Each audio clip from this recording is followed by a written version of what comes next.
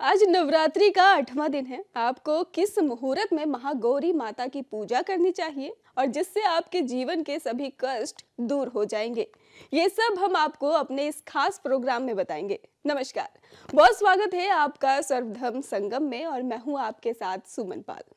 हिंदू धर्म में नवरात्रि के 8वें दिन महागौरी माता की पूजा का महत्व है।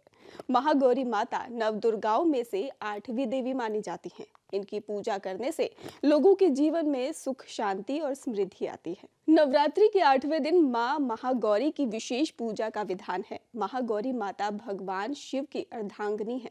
शिव और शक्ति का मिलन ही संपूर्णता है और ये माना जाता है कि महागौरी माता की पूजा करने से जीवन के सभी कष्ट दूर हो जाते हैं और माता की कृपा से व्यक्ति को सुख, शांति, समृद्धि प्राप्त होती है। इसके अलावा कुंवारी कन्याएं महागौरी मात की पूजा करके मनचाहा वर प्राप्त कर सकती हैं। देवी भागवत पुराण के अनुसार महागौरी का वर्ण रूप से ही गौर अर्थात सफेद है और इनके वस्त्र और आभूषण की बात करें तो वो सफेद रंग के ही हैं। माँ का वाहन विषव अर्थात बैल है, जो भगवान शिव का भी वाहन है। माँ के दाहिने हाथ अभय मुद्रा में है और नीचे वाले हाथ में दुर्गा शक्ति का प्रतीक त्रिशूल है।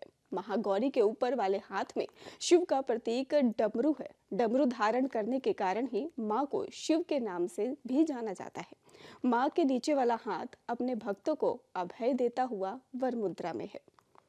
माता महागौरी पूजा के महत्व की बात करें तो माता महागौरी का स्वरूप दुर्गा माता के 9 रूपों में अष्टमी के दिन महागौरी की पूजा की जाती है।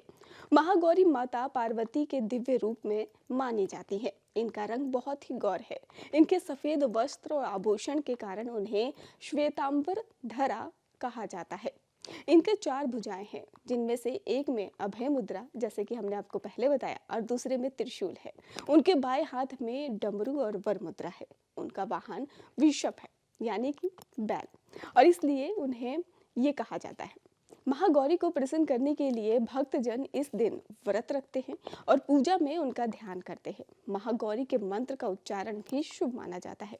इस दिन देवी महागौरी की पूजा करके लोग उनकी कृपा प्राप्त करते हैं और जीवन में सुख, शांति और समृद्धि की कामना भी करते हैं। व्रत का महत्व क्या होता है, इसके बारे में भी हम आपको बताते हैं। शिव पुराण के अनुसार महागौरी को 8 साल की उम्र में ही अपने पूर्व जन्म की घटनाओं का आभास होने लगा था।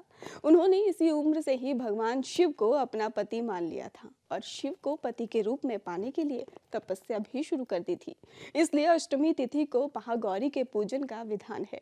इस दिन दुर्गा सप्तशती के माध्यम से चरित्र का पाठ करना विशेष फलदायी होता है।